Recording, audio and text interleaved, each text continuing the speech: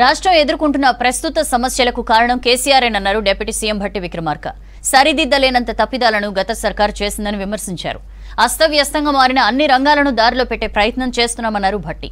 చేసిన తప్పులను ఒప్పుకోకుండా కేసీఆర్ దిగజారి మాట్లాడారని ఫైర్ అయ్యారు. విద్యుత్, నీళ్లు, రైతు బంధు, కాళేశ్వరంపై కేసీఆర్ మాట్లాడిన మాటలన్నీ కట్టు కథలేనన్నారు భట్టి.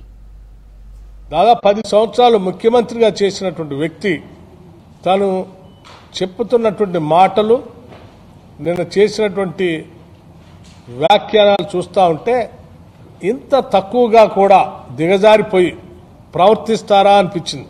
వారు విద్యుత్ మీద మాట్లాడారు, రైతు బంధు పైన మాట్లాడారు, లేకపోతే రైతు బీమా పైన గురించి మాట్లాడారు, నీళ్ల గురించి మాట్లాడారు, వారు కట్టినటువంటి కాళేశ్వరం గురించి కూడా మాట్లాడారు. ఏ ఒక్కదాన్ని కూడా వాస్తవాలు జోలికి పోకుండా కట్టుకథలు చెప్పి అందులోంచి బయటపడాలనేటువంటి ప్రయత్నం చేశారు తప్ప జరిగింది పొరపాటే. కనీసం మీరు ఇప్పటికైనా మీరైనా సరి చేస్తా ఉన్నారు, సంతోషిస్తాంలే అనేటువంటి మాట వారి నుంచి వస్తుందని ఆశించారు.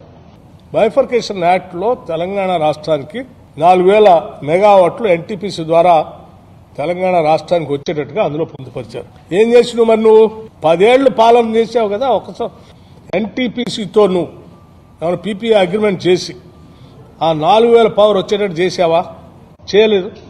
ఎందుకు చేయలేదు? ఎవరు ఆపారు నిన్ను? సూపర్ క్రిటికల్ టెక్నాలజీతో పెట్టాల్సినటువంటి భద్రాద్రి పవర్ ప్రాజెక్ట్ ని ఎవడో ఒక వదిలేసిపోయినటువంటి సబ్ క్రిటికల్ టెక్నాలజీ సంబంధించిన టర్బైన్స్ అన్ని మిగిలి ఉంటే BHEL వాళ్ళకి సాయం చేయటం కోసం నువ్వు దీన్ని ఆపి దాన్ని పెట్టావు. దాంతో పాటు మళ్ళీ యాదాద్రి దగ్గర అప్పు తీసుకొచ్చి ఆడవాడ పెట్టావు.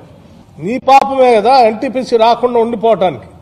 నీలాగా గుడ్డిగా ఎవడైనా చావని ముందైతే నాకు కావాల్సింది తీసుకొచ్చి ఆడ పడేసిపోతే ప్రజలు సస్తే ఏమవుతుంది అని అనుకోలేము కదా. మేము బాధ్యత కలిగిన ప్రభుత్వంగా ఆలోచన చేసి ఆచి తూచి, ఎందుకంటే ఇప్పటికే మీ వల్ల ఈ రాష్ట్రానికి విద్యుత్ శక్తిలో పడినటువంటి భారం తట్టుకోలేక సతమతం అవుతా ఉన్నాం. నేను మాట్లాడేవన్నీ కూడా విత్ స్టాటిస్టిక్స్ తోనే మాట్లాడుతున్నాను, విత్ డేట్స్ తో సహా మాట్లాడుతున్నాను. గాలికి కేసీఆర్ గారు లా కట్టుకథలు చెప్పి నేను మాట్లాడదలుచుకోలేదు. ఎందుకంటే ఇదంతా ప్రజలకు సంబంధించిన అంశాలు. ఇన్ని అంశాలు, ఇంత వాస్తవాలు పర్ఫెక్ట్ గా ఉంటే ఈ రకంగా ఆడిపోసుకోవడం అనేది నిజంగా బాధ అనిపించింది.